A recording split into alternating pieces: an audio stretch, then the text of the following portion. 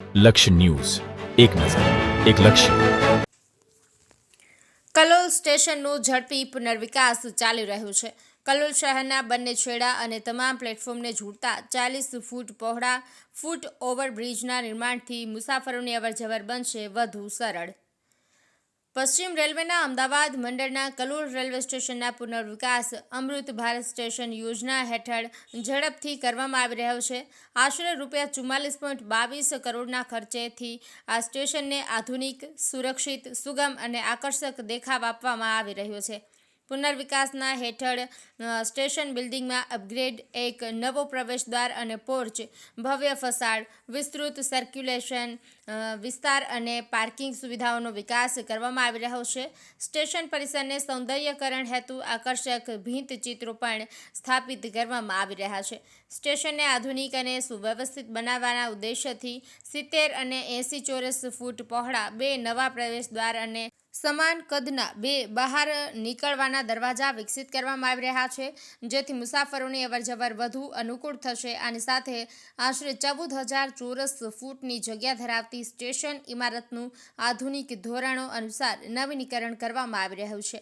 Platform પર વધુ સારી સુવિધાઓ પૂરી પાડવા માટે આશરે 20,000 ચોરસ ફૂટનો કવર શેડ તૈયાર કરવામાં આવી રહ્યો છે, જ્યારે 2,370 ચોરસ ફૂટનો વિશાળ વેઇટિંગ હોલ મુસાફરો માટે આરામદાયક વાતાવરણ પૂરું પાડશે.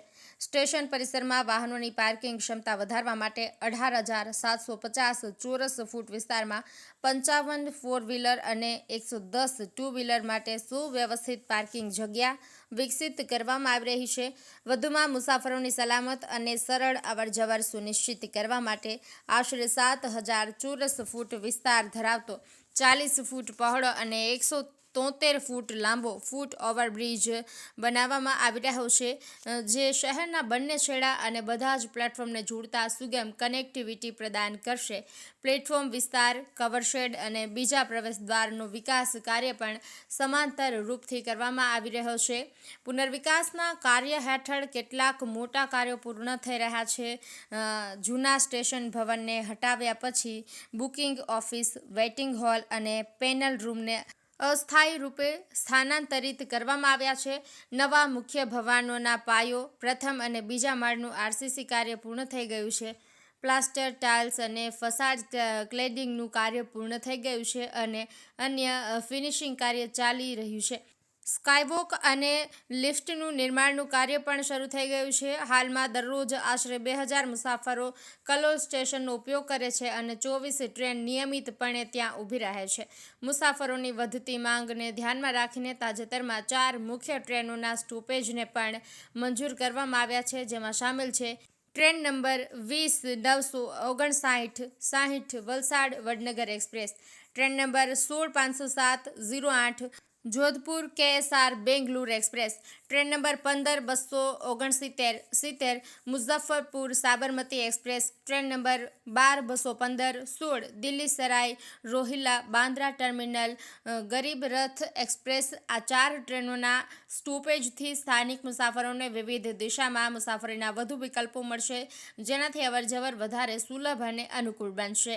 આનો સીધો લાભ વ્યવસાય, રોજગાર, શિક્ષણ અને તબીબી હેતુઓ માટે મુસાફરી કરનારાઓને થશે. ભવિષ્યની જરૂરિયાતો અને વિસ્તારની વધતી જતી વસ્તીને ધ્યાનમાં રાખીને કલોલ સ્ટેશનને દરરોજ આશરે 40,000 મુસાફરોની અવરજવરને સંભાળવાની ક્ષમતાને સમાવવા માટે તેને વિકસિત કરવામાં આવી રહ્યું છે.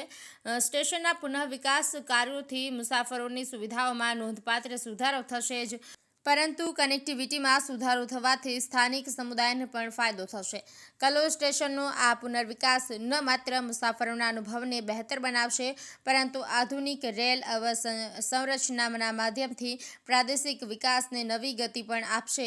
પુનર્વિકસિત કલોલ સ્ટેશન આવનારા સમયમાં કલોલ અને આસપાસના વિસ્તારો માટે સ્માર્ટ, સુગમ અને આધુનિક રેલ પરિવહન માટેનું મુખ્ય કેન્દ્ર બનશે.